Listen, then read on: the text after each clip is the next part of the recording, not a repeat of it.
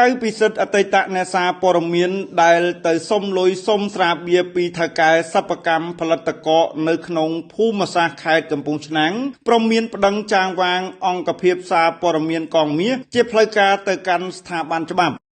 ចាំមើលអញដោះស្រាយហើយអញប្តឹងឲ្យជាផ្លូវការមកពួកហើយអស់នេះសិតតែពួកអាចណែនអញទេអូមានអាចឆ្កែទេមិនដឹងខុសមិនដឹងត្រូវចេះតែឡើងប្រេះផ្ដាស់នេតភក្ត្រាដកបានម៉ែស្គាល់ខ្លាចគេស្គាល់អញច្រើនខ្លាចអញដើរប្រមូលលុយហើយឯងផ្សាយហ្នឹងឯងមានឃើញអំពីតម្លៃអ្នកសារព័ត៌មានទេអាភ្លើយើងទៅមនោសញ្ចេតនា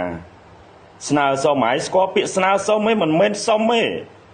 ស្នើសុំនឹងជាភាសារដ្ឋបាលអាភ្លើស្នើសុំជាភាសារដ្ឋបាលជាសំណើយោងតាមការបញ្ជាក់ជាផ្លូវការមកកាន់ប្រអប់សារភេកផ្លូវការកងមាសញូកាលពីពេលថ្មីៗនេះអតីតអ្នកសារព័ត៌មានម្នាក់ឈ្មោះកៅពិសិដ្ឋប្រើប្រាស់គណនី Facebook ឈ្មោះសំរែករាជសីបានធ្វើការប្រមានប្តឹងចាងវាងអង្គភាពសារព័ត៌មានកងមាសជាផ្លូវការទៅកាន់ស្ថាប័នច្បាប់ក្រៅពីប្រមានប្តឹងប្រធានអង្គភាពកងមាសទៅកាន់ស្ថាប័នច្បាប់បុគ្គលឈ្មោះកៅពិសិដ្ឋរូបនេះហាក់មិនពេញចិត្តចំពោះឯកឧត្តមនេតភក្ត្រារដ្ឋមន្ត្រីក្រសួងព័ត៌មានដែលឯកឧត្តមរដ្ឋមន្ត្រីបានធ្វើការអនុវត្តវិធានការដកហូតសិទ្ធិនិងលុបបានសម្គាល់ខ្លួនបុគ្គលកៅពិសិដ្ឋមិនឲ្យធ្វើជាអ្នកសារព័ត៌មានអាជីពទៀតនោះទេកងមាសមិនហ៎ហើយឃើញបោះអីហ្នឹងមិនហ៎ហើយអ្នកព័ត៌មានដូចគ្នាដែរប្រឹងម៉េះ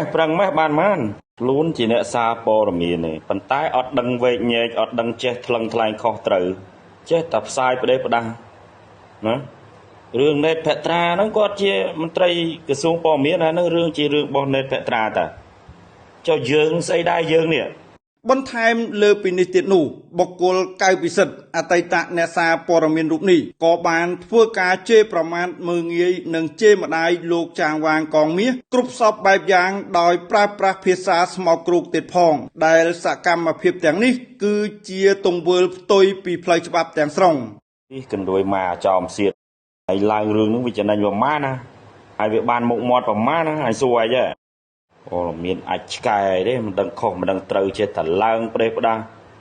នេតភក្ត្រាដកបានម៉ែស្គាល់ខ្លាចគេស្គាល់អញច្រើនខ្លាចអញដើរប្រមូលលុយ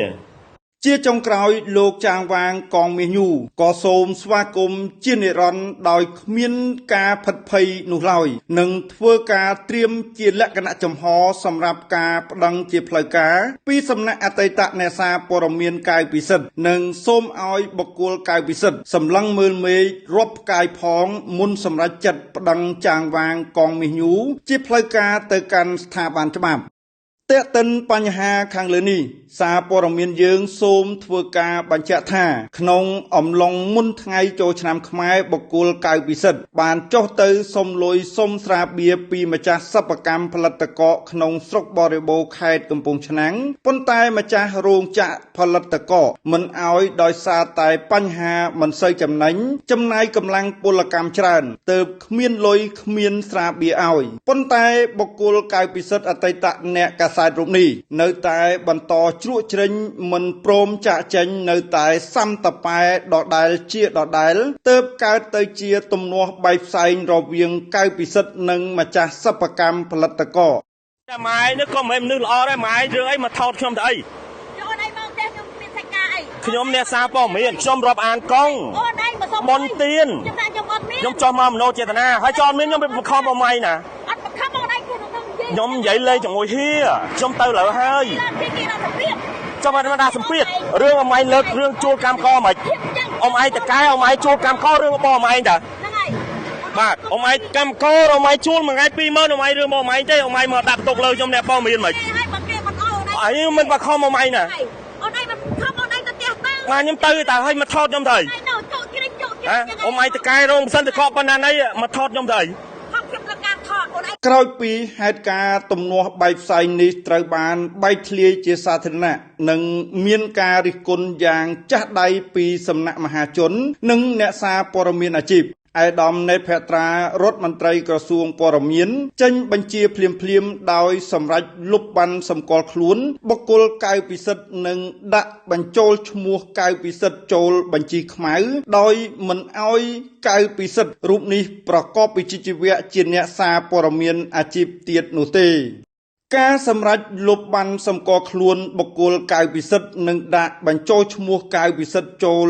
ក្នុងបញ្ជីខ្មៅមិនឲ្យកៅពិសិដ្ឋប្រកបវិជ្ជាជីវៈជាអ្នកសារព័ត៌មានអាជីពដោយក្រសួងព័ត៌មានរកឃើញថាបុគ្គលកៅពិសិដ្ឋបានប្រព្រឹត្តខុសយ៉ាងធ្ងន់ធ្ងរផ្នែកវិជ្ជាជីវៈដោយការស្នើសុំ